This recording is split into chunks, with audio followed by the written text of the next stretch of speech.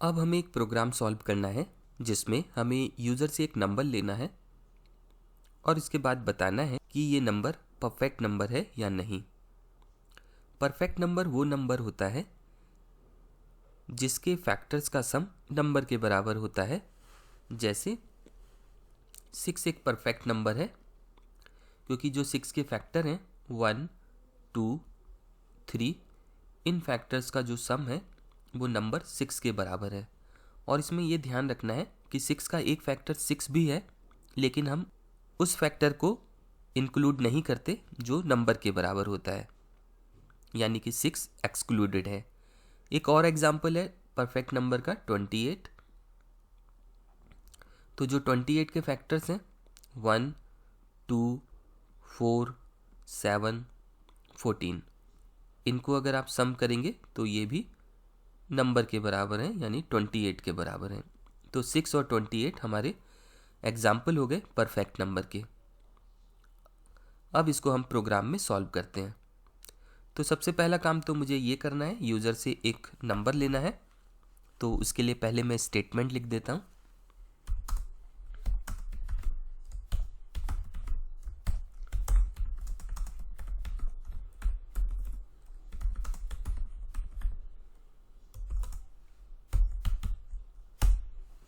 अब इसके बाद क्या करना है, जैसे अभी जो हमारा n है, मैं ये मान लेता हूँ कि यूज़र ने n के अंदर 6 टाइप किया हुआ है। तो मुझे क्या करना है, 6 को डिवाइड करके देखना है 1 से, 2 से, 3 से, 4 से और 5 से। जिस नंबर से 6 को डिवाइड करने से रिमाइंडर हमारा 0 आएगा वो हमारे फैक्टर्स कहलाएंगे।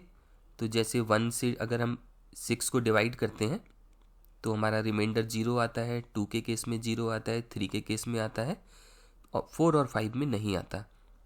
तो इन नंबर का हमें टोटल करना है और अगर इनका जो सम है वो 6 के बराबर होता है तो हमारे लिए 6 एक परफेक्ट नंबर होगा। तो इन्हीं स्टेप्स को अब हम कोड में लिखते हैं। इसमें मुझे क्या करना होगा, फैक्टर का सम करने के लिए मुझे एक वेरिएबल की ज़रूरत होगी जिसका नाम मैं सम रख देता हूँ और इसमें एक इनिशियल वैल्यू 0 डाल देता हूँ। और जैसे अभी हमने डिस्कस किया था कि अगर n की वैल्यू 6 है तो 1 से लेकर 5 तक सारे नंबर से मुझे एक एक करके डिवाइड करके देखना है।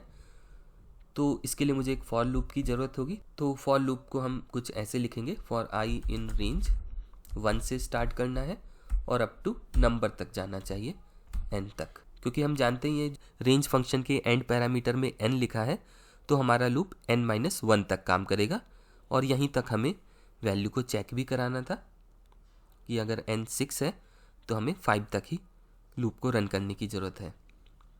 अब इसके बाद मुझे क्या करना है कि मुझे चेक करना है कि जो मेरा नंबर है उसको अगर मैं i से डिवाइड करके देखता हूँ तो रिमाइंडर 0 आ रहा है या नहीं। और अगर रिमाइंडर 0 आता है तो i एक फैक्टर है तो इसको मुझे सम वेरिएबल में ऐड कर लेना चाहिए, sum is equal to sum plus आई।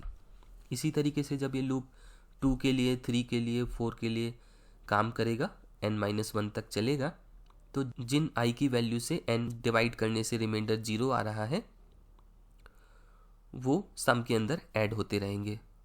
और जब ये लूप पूरा ख़त्म हो जाएगा तो सम के अंदर सारे फैक्टर्स का सम होगा।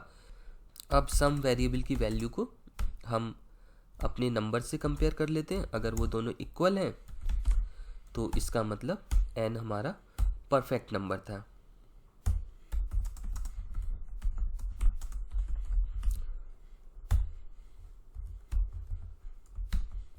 और अगर ऐसा नहीं होता तो हम एल्स पार्ट में लिख देंगे कि n परफेक्ट नंबर नहीं है।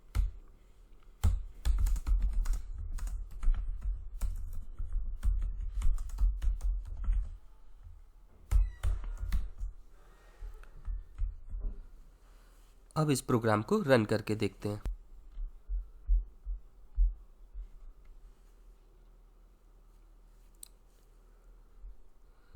जैसे यहाँ पर आ रहा है एंटर अ पॉजिटिव इंटीजर और मैं यहाँ पर 6 टाइप करता हूँ तो ये करेक्ट मैसेज दे रहा है, 6 इज़ अ परफेक्ट नंबर। एक और इनपुट डालता हूँ इस बार मैंने 28 डाला, 28 के केस में भी ये सही चल रहा है क्योंकि 28 भी परफेक्ट नंबर था। और इस बार हम किसी ऐसे नंबर को डालते हैं जो परफेक्ट नंबर नहीं होता है, जैसे 55, तो ये सही आंसर दे रहा है, 55 is not a perfect number.